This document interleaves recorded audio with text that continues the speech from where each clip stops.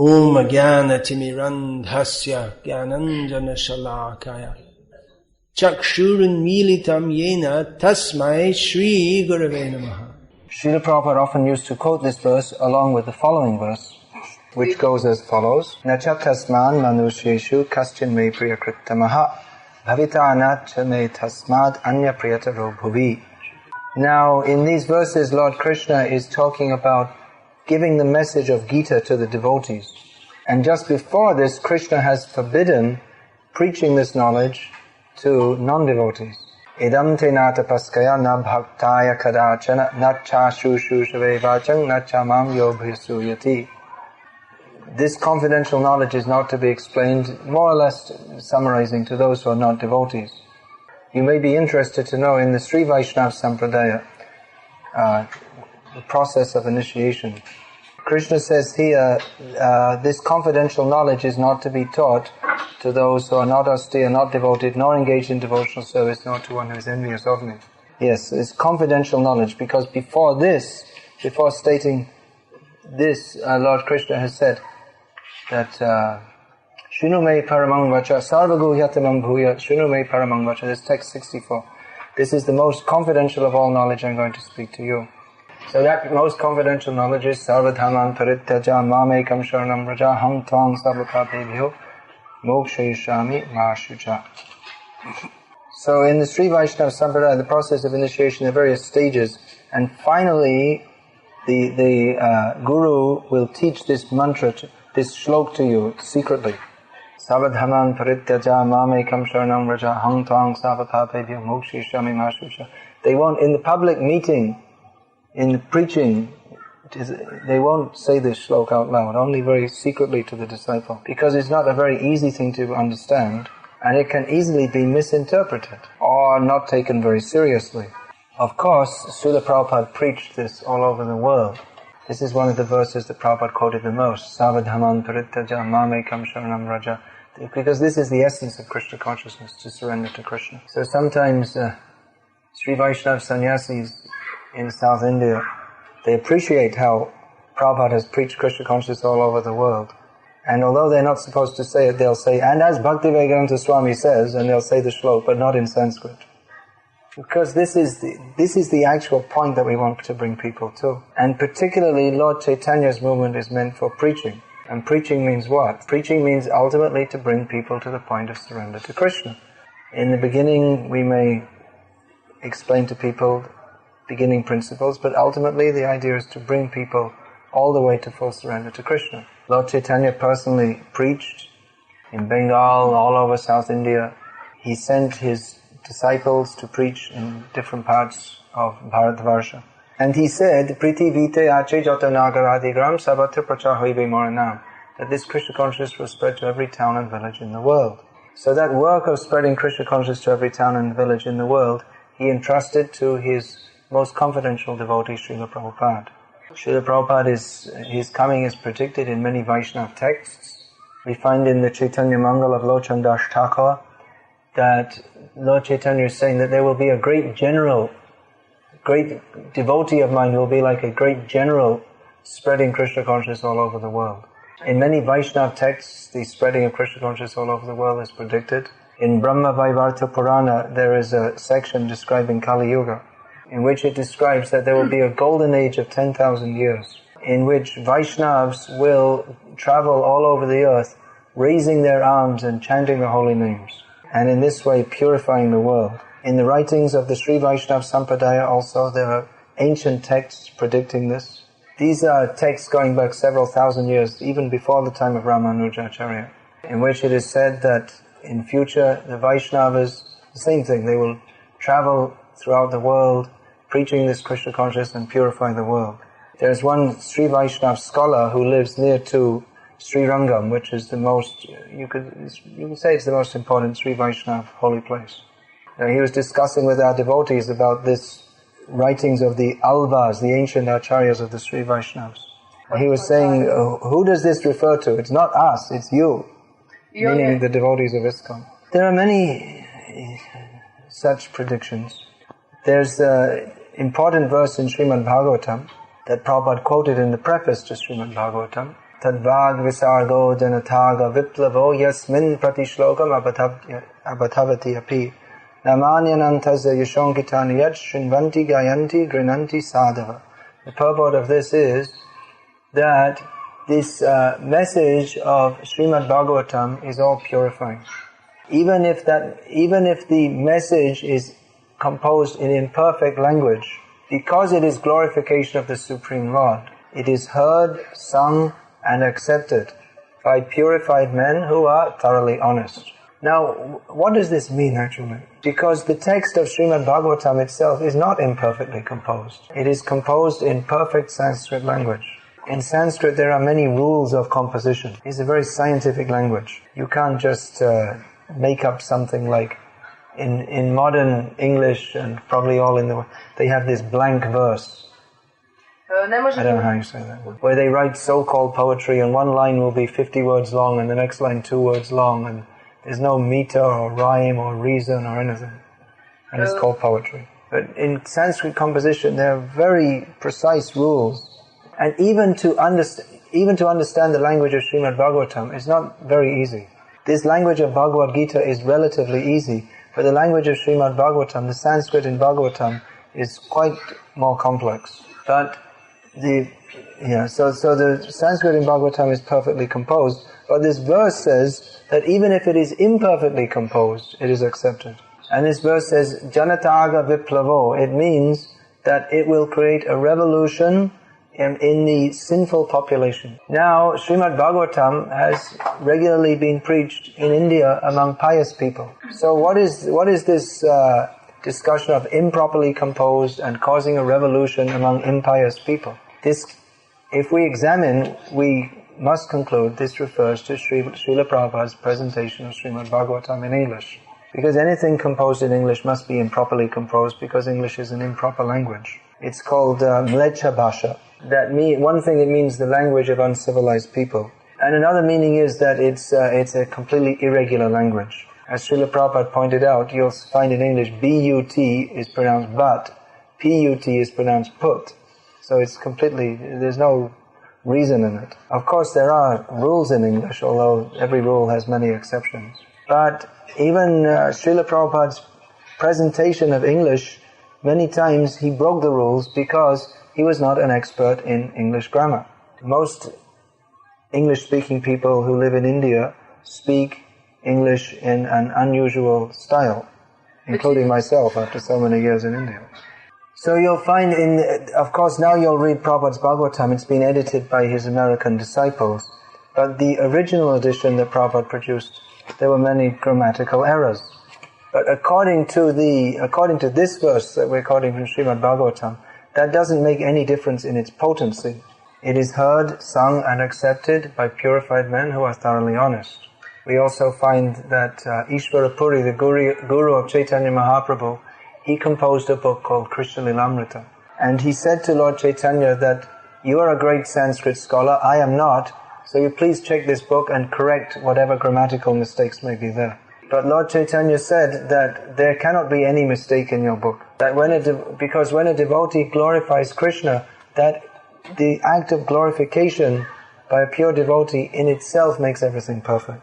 And if any rascal criticizes the writings of a Vaishnav, saying that there's wrong grammar, something like this, he's simply a demon, that's all. So Prabhupada, he for the first time presented Srimad Bhagavatam in Mlecha Bhasha, in an imperfect language. Srimad Bhagavatam, of course, had been presented in other languages previously, such as Tamil, Telugu, Bengali, but these are all languages based on Sanskrit, and they don't have the defects as English does. And also, this point of making a revolution in the misdirected lives of an impious civilization. This clearly refers to Srila Prabhupada's presentation of Srimad Bhagavatam in the Western world. So this means that when the Bhagavatam was being composed by Vyasadeva, he was seeing in future Srila Prabhupada will take this all over the world. And all the acharyas, they could see in future Prabhupada is coming. When Lord Chaitanya said that my name will be preached all over the world, he knew Srila Prabhupada is going to do this. Once one of Srila Prabhupada's disciples told Srila Prabhupada quite an unusual thing. This was on Prabhupada's morning walk. So the disciple said that he had met one of Prabhupada's godbrothers who said that Lord Chaitanya is God himself. So if he wanted Krishna consciousness preached in the Western countries, he would have done it himself. But he didn't. Therefore, Srila Prabhupada should not go all over the world and preach Krishna consciousness. It's wrong. Srila Prabhupada stopped walking and put his cane firmly on the ground and said, Lord Chaitanya did not preach Krishna consciousness all over the world because he wanted to give me the credit. So this is a fact. Krishna has his plans. It's not by chance that Krishna consciousness spread all over the world. They're not like some kind of Darwin's theory. But all the acharyas, they have given their contribution, all leading up to Srila Prabhupada, preaching this Krishna consciousness all over the world. Krishna spoke Bhagavad-gita. Lord Chaitanya began his teachings where Krishna finishes his teachings in Bhagavad-gita. Lord Krishna gives the very confidential knowledge of surrender to him. And Lord Chaitanya takes us to love beyond surrender and gives us the practical process to develop that love by chanting the names of Krishna. The Lord Chaitanya himself didn't write any books, but he taught his disciples and they wrote books according to his instructions, especially the 6 Goswamis of Vrindavan. Nana Shastra Vicharanaika Nipano Sadharma Samsthapako Lokanam Hitakarino. The 6 Goswamis of Vrindavan studied all the different scriptures with the aim of establishing what is the actual religious principle. Just like at the beginning of Srimad Bhagavatam, we find Sutta Goswami speaking on behalf of the sages at Naimisharanya. Shonak Rishi speaking to Sutta Goswami on behalf of the sages at Naimisharanya. So Shonak Rishi says there are many different scriptures and there are many different processes which are described therein. So please describe that process which will be the best for people in this age of Kali. Because prayanal payusa sabya kalavasmin yugejana manda sumanda matayo manda bhagya hi upudruta. People in the age of Kali have short lives. They can't study so many different scriptures. They can't follow very difficult processes. They don't have time. So their minds are very disturbed, so they can't follow different processes. They're very unlucky. So in reply, Sutta Goswami spoke the Srimad Bhagavatam, which is based upon... Srimad Bhagavatam means what Shukadev spoke to Parikshit. And all that Shukadev Goswami says is developed from the questions of Maharaj Parikshit, of which the most important question is, what is the duty of the human being? And especially of someone who is about to die. So the essence of all spiritual knowledge is there in Srimad Bhagavatam. So the 6 Goswamis, they established not only on the basis of Srimad Bhagavatam, but on all that they studied extensively, all the scriptures, and showed that all these scriptures support the conclusion of Srimad Bhagavatam. And they composed books to establish the philosophical conclusions of the Hare Krishna movement. Especially Jiva Goswami, Prabhupada, he wrote his Sandarbhas, which means essays. They're very famous, which established the essential principles of the philosophy of Krishna consciousness. And Rupa and Sanatana Goswami, of course they wrote many books, but among those books are Rupa Goswami's Bhakti Rasamrita Sindhu, which Prabhupada has translated as the Nectar of Devotion. Now if we read this book, we'll find so many quotes from all different scriptures, establishing the path of Krishna consciousness and how to practice it. So it's very convenient for us to read that and get all the treasures of this knowledge all in one book. But it's amazing how Rupa Goswami, he has quoted from so many different scriptures. That means he read through so many different scriptures to extract all these quotes. So Rupa Goswami, Sanatana Goswami also wrote Hari Bhakti Vilas, which is a book of guiding Vaishnavas how to lead their daily lives. So the 6 Goswamis were very busy writing books and establishing the importance of Vrindavan by excavating the holy places there.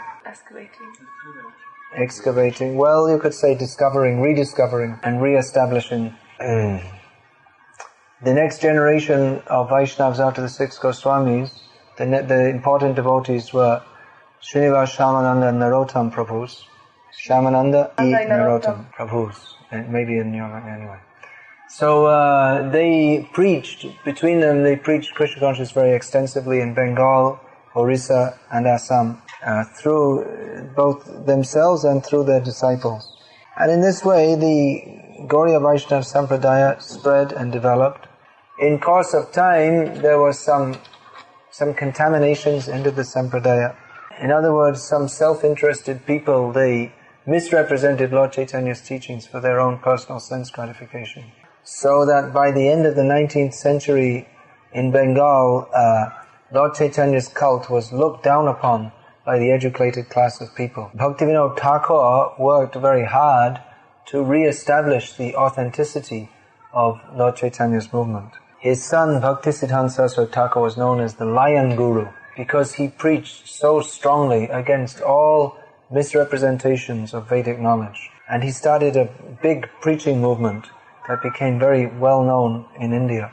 Unfortunately, after the passing away of Bhaktisiddhanta Saraswati Thakur, his disciples fought amongst themselves and the preaching activities of the Gauriya Math all but stopped. Bhaktisiddhanta Saraswati Thakur used to say that at the expense of all my temples and all my work, if I could simply make one pure devotee, I would be satisfied.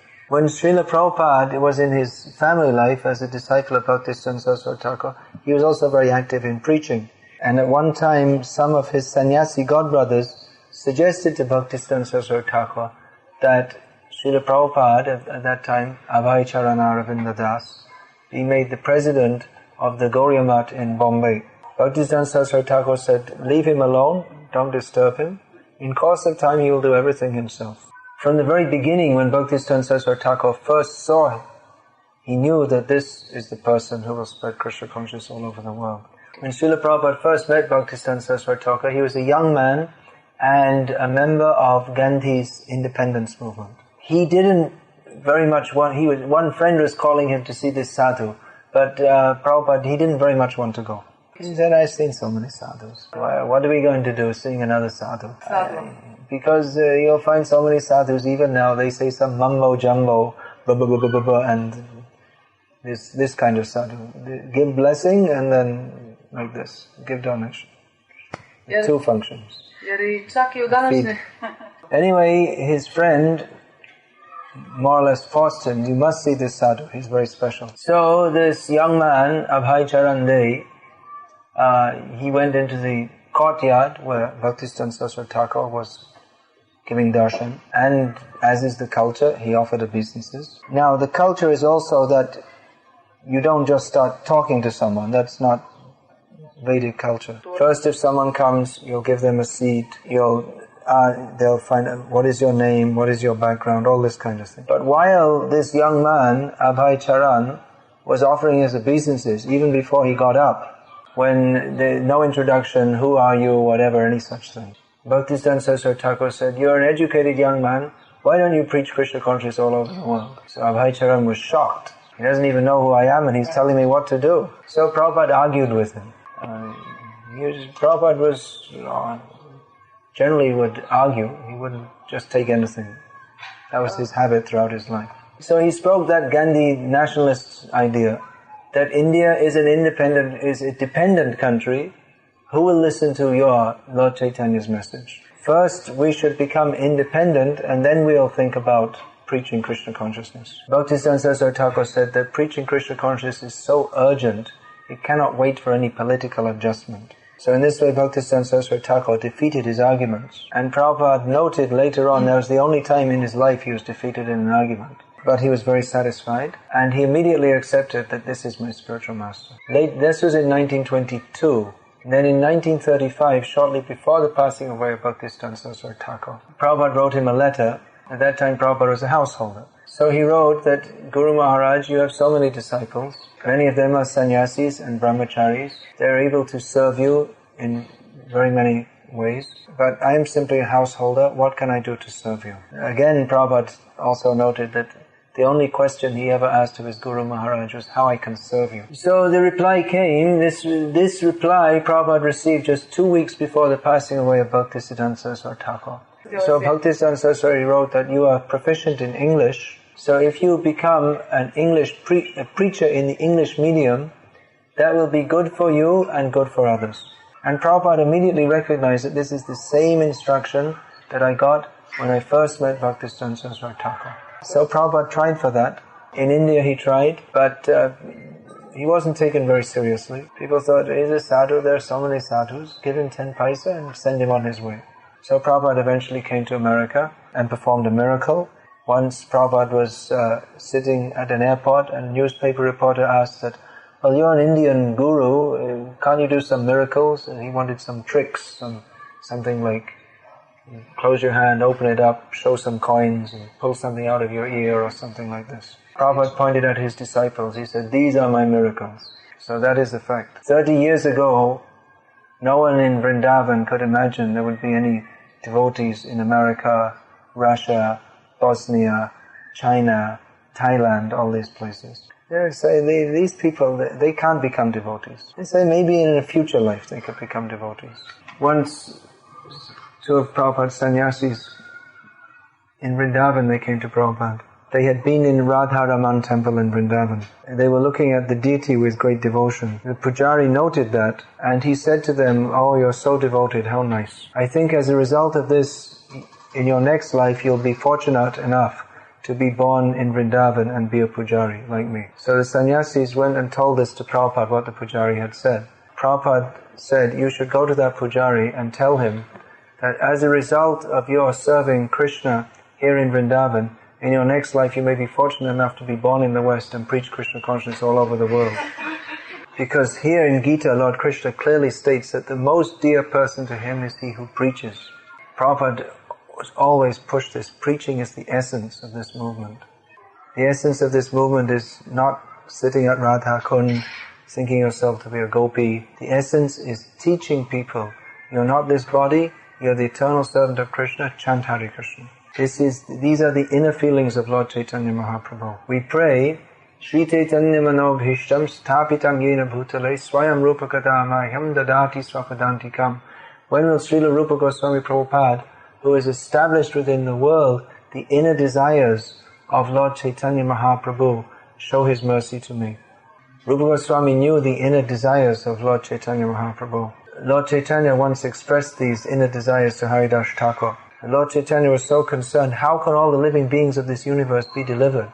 That the human beings can chant Hare Krishna, but what about the non-humans? Haridas Thakur replied, Pashu Paki Kit Adi Balite Na Pare Shunile Harinam Tara Otare.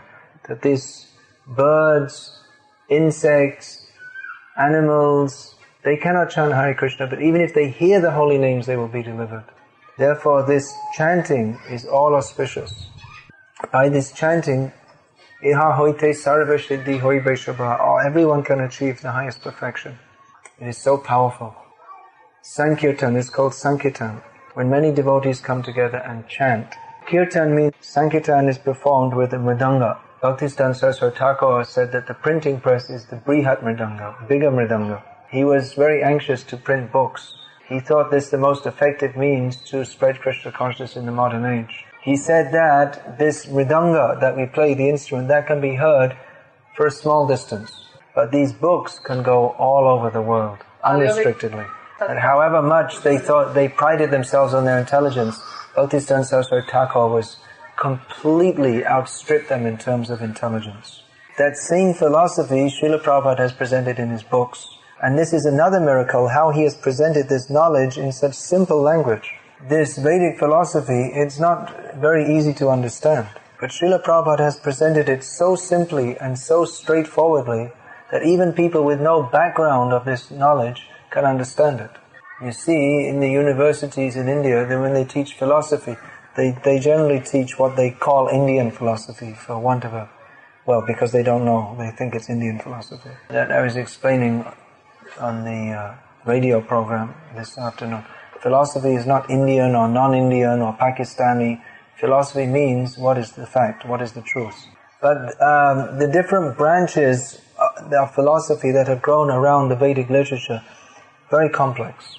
You'll find the different commentaries on the Vedanta Sutra, presenting arguments, breaking those arguments, re-establishing the arguments, very fine points of philosophy. Just like, for instance, these three words, Tat Tvam Asi, from Chandogya Upanishad. Millions of verses have been written to explain this. So much philosophy has been expanded from these three verses, three words, mostly because Shankaracharya misinterpreted that. So actually the words Tat Tvam Asi But they're very simple words. Tat means that, Tvam means you, and Asi means is. That you are. But how this should be understood, there's huge books of philosophy. So very deep, very complex, and practically it requires knowledge of Sanskrit to enter into all these philosophical understandings. But Srila Prabhupada has cut through all the wrangling and just given the actual point of philosophy as it is. Many times big scholars in India are amazed at our devotees coming from the Western world. They may even be a relatively new devotee. So the big scholar may meet the new devotee and ask, well, what have you understood about Bhagavad-gita? And the new devotee will say, well, we're not these bodies, we're eternal spirit souls. We're eternal servants of Krishna. Krishna is the Supreme Personality of Godhead. He's not impersonal. The goal of life is to surrender to Him by the process of Bhakti Yoga. And the scholar will be amazed, speaking such deep philosophy. Because Bahunam Janmanamante Jnanavang Prapadyate Vasudeva Sarvamiti Samahatma Sadrulabha. It takes many lifetimes of investigating knowledge to come to the point of understanding that Krishna is all in all and thus surrender to Him. And usually Vedic scholars, they can't get through the whole jungle of Vedic arguments. They can't come out the other side to, yes, surrender to Krishna. They get stuck in the middle discussing Tat, Tvam, Asi, and so many different things in different ways. But Prabhupada took us right through the jungle and gave us, here's the actual fact, here's the highest truth, immediately. Prabhupada taught this to the hippies in New York. Isn't that amazing? Big Vedic scholars, highly cultured, they're not coming to this point. And Prabhupada is teaching the hippies, you're not this body, you're the eternal servant of Krishna. And in the Sri Vaishnava Sampradaya, where they're so cultured, after going through so many different points, they'll whisper in your ear, Savadhaman Parityaja Mamekam Sharanam Vraja. Sometimes our devotees think, we have to go into some very high teachings. You're not this body, surrender to Krishna. Somehow they think it's lower teachings. You don't realize how high it is. This point of knowledge, yogis, they hardly come to even after many lifetimes. See if you can digest this before you think you can go any higher. I'm not this body, I've understood this. Have you really? We're surprised. Once Prabhupada was lecturing every night in London on Bhagavad-gita, 2nd chapter, where there are many verses. Right at the beginning of Gita, Krishna repeatedly, in different ways, stresses on the point how we are not the body, we are eternal spirit soul. Need more water? Yeah. Bring her more water. So, Prabhupada is lecturing every night, you're not the body, you're spirit soul. So one of his disciples, who was amazingly foolish, said to Prabhupada, Prabhupada, every night you're lecturing that we're not the body, we're spirit soul. Now we've understood that, could you please lecture on something else? Prabhupada said, you have not understood it. That's why I'm repeatedly saying it. The last time I had darshan of Prabhupada was in Vrindavan in October 1977. From the external point of view, Prabhupada looked very weak, which wasn't surprising because he hadn't eaten anything for weeks. But on this day, Prabhupada accepted he would take something to eat. So they brought Prabhupada some prasad. I think it was some fruit juice or something, I can't remember. So Prabhupada said, Sharira Vidyajal, started saying this prayer. Then he forgot all about the prasad and started preaching to the devotees. Very slowly, even though he could hardly speak, that this body is full of miseries, we have to control the senses.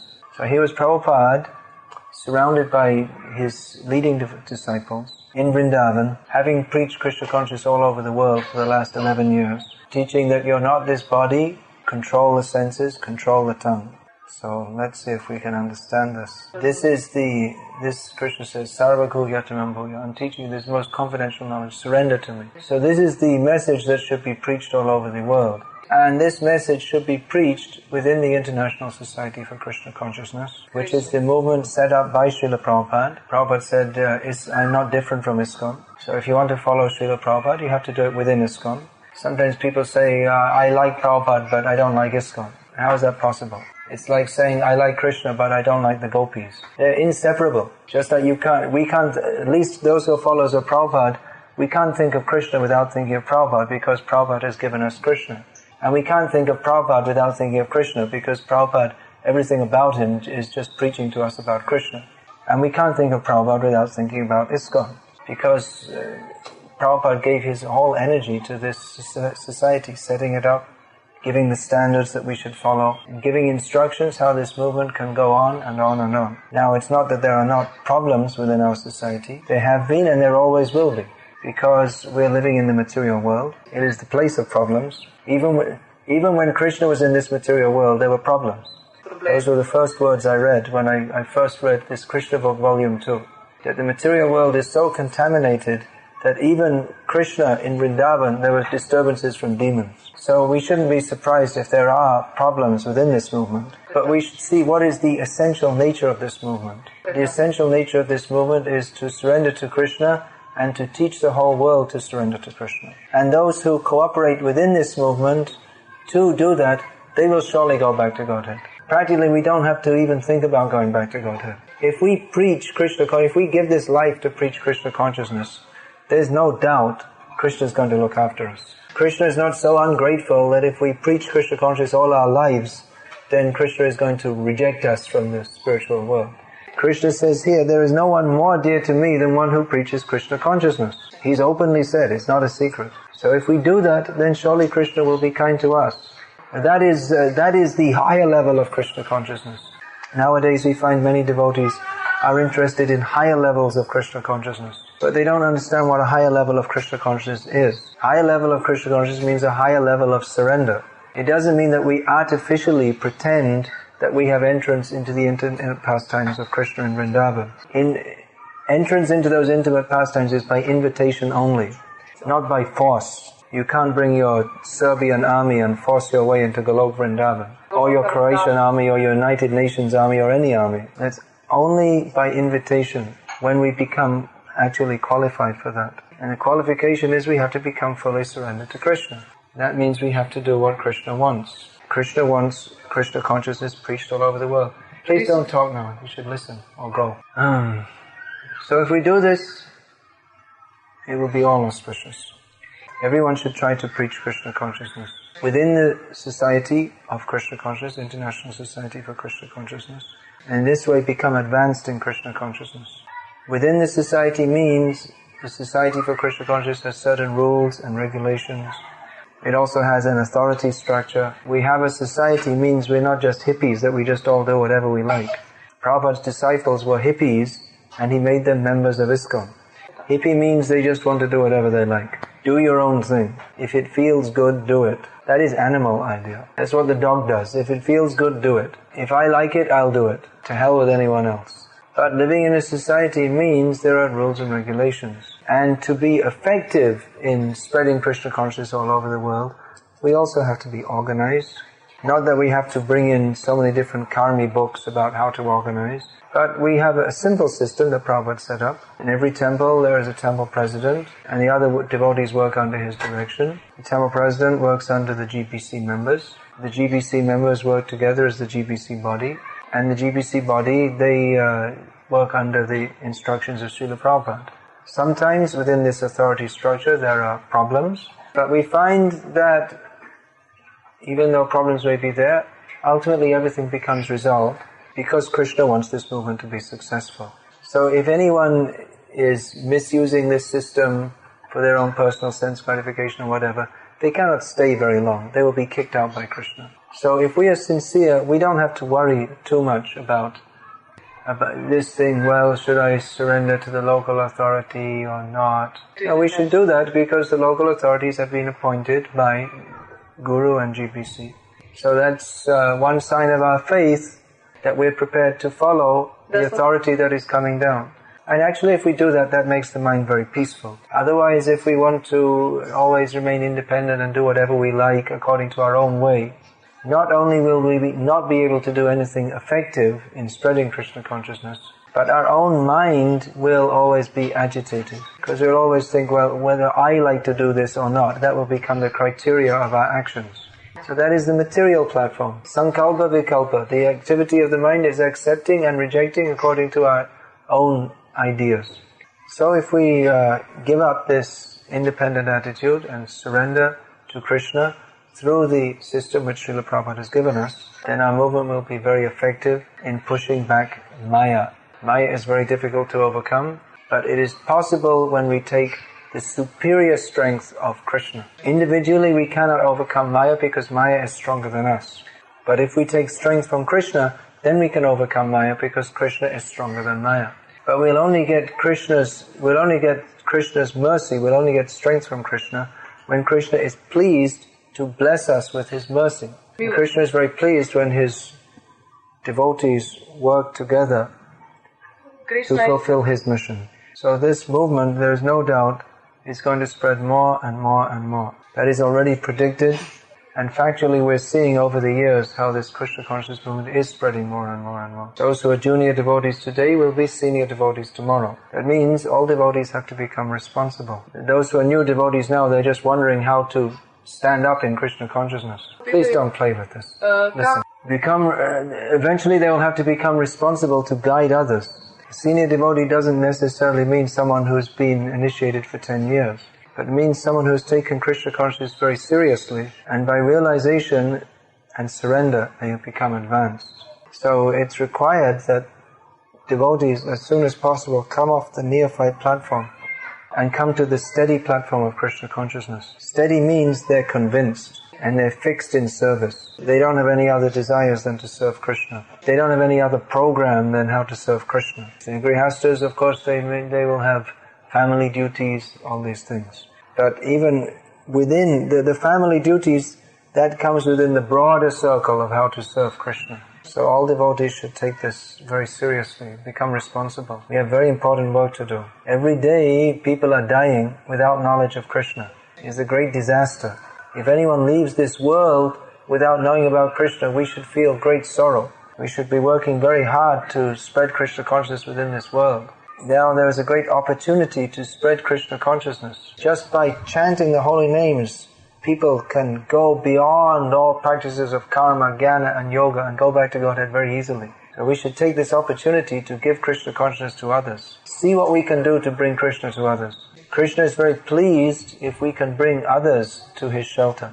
So see what you can do to make devotees. The most important program for preaching is distributing Srila Prabhupada's books. That Srila Prabhupada repeatedly stressed, and we are practically seeing. There are many other programs also. Every one of them is important. It's not that because book distribution is most important that other programs are not important. They are all important. So everyone should try to see what they can do to help spread Krishna consciousness to others. Not wasting any time. These lives are short. We're not going to be in these bodies very long. But as long as we are in these bodies, we should try to communicate Krishna consciousness to others. That will be most pleasing to Krishna. For a devotee, his only thought is how to please Krishna. Devotee doesn't mean someone who just puts on some kuntimala and holds a bead bag. That's the beginning, but what is really required is a change of heart. The devotee is always thinking how to please Krishna. So let us see what we can do, everyone within their lives. Even if you just say Hare Krishna to a new person every day, that is progress. Lord Chaitanya, when he first took sannyas, he was wandering in the Radha Desh.